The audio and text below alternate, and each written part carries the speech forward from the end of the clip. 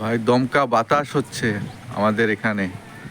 দমকা বাতাস, তারপরে মেঘলা, আবার থেকে থেকে বৃষ্টি হচ্ছে, আকাশে মেঘ ভরা।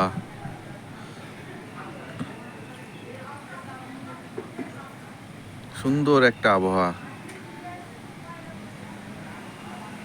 সুন্দর একটা আবহাওয়া। আপনার মাঝে মাঝে সূর্যের নিচে আবার কালো মেঘ এসে কেমন যেন একটা মেঘলা পরিবেশ, আবার দমকা বাতাস।